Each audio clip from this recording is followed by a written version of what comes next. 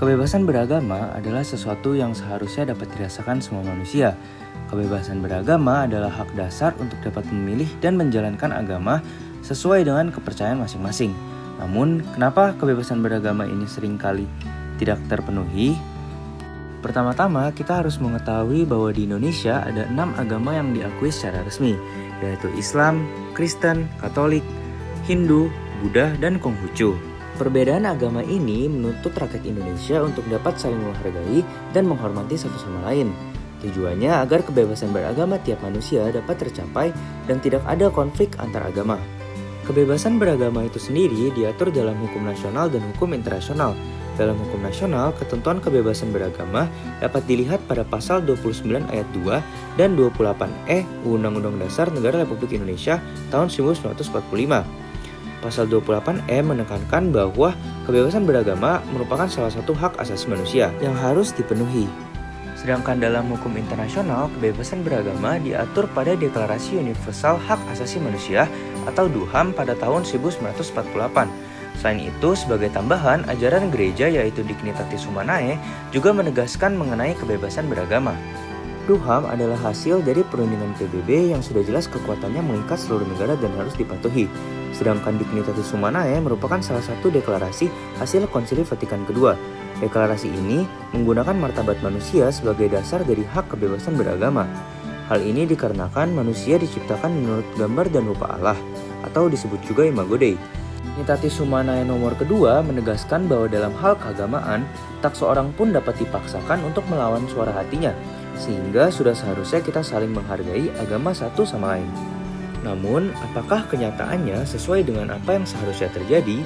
Saya sendiri pernah mengalami diskriminasi agama saat saya sedang menempuh pendidikan untuk tes SNBT. Pada saat itu sedang bulan puasa dan saya sedang mengikuti les SNBT. Pada saat saya belajar, saya haus dan saya ingin minum air putih. Namun ketika saya ingin minum, ada teman saya yang mengatakan, jangan minum dong, kan kita lagi pada puasa. Lalu saya pun bingung dan terheran-heran, karena saya kan tidak puasa, dan saya waktu itu duduk di barisan belakang juga. Tetapi saya pun mengikuti mereka saja. Selain itu, suatu ketika saat kami sedang makan siang bersama, saya berdoa untuk makan siang dan melakukan tanda salib seperti biasanya. Namun ketika saya melakukan tanda salib tersebut, ada teman saya yang tersenyum dan hal tersebut membuat saya bingung dan merasa terbuli. Pengalaman pribadi saya tersebut menunjukkan bahwa hukum nasional, hukum internasional, maupun pengajaran dari agama yaitu Dignitatis Humanae masih belum berjalan secara optimal atau maksimal. Padahal pasal 28E Undang-Undang Negara Republik Indonesia sudah mengatakan bahwasannya kebebasan beragama merupakan hak asasi manusia yang seharusnya dipenuhi. Namun sikap memaksa mereka masih saja membuktikan bahwasannya hukum belum berlaku secara efektif. Dan juga sikap mereka yang menertawakan saya saat melakukan tanda salib menunjukkan bahwasannya mereka tidak menghargai martabat orang lain. Pengalaman pribadi tersebut menunjukkan bahwa meskipun secara hukum kebebasan beragama itu terjamin, namun implementasinya di masyarakat masih memerlukan perhatian dan edukasi.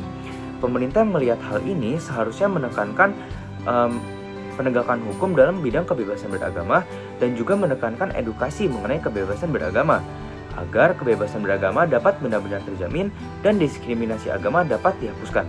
Lalu sebagai umat Katolik yang baik, kita harus menghargai dan menghormati setiap perbedaan yang ada di kehidupan kita. Kita tidak boleh memaksakan ajaran agama kita kepada orang lain. Karena martabat setiap manusia harus dihargai karena manusia merupakan cerminan dari Allah atau disebut juga dengan Imago Dei. Lalu jika kita seandainya mengenai diskriminasi agama, kita harus berani untuk melawannya dan tidak boleh kehilangan iman kita. Kita harus tetap berpegang teguh pada kepercayaan agama kita. Kita tidak boleh takut dan malah melupakan agama kita hanya karena ada orang lain yang melakukan diskriminasi kepada kita. Kita harus tetap memiliki iman yang kuat dan tetap berpegang teguh. Jika saya bisa tahan akan diskriminasi agama, kita semua pasti juga bisa tahan akan diskriminasi agama. Terima kasih.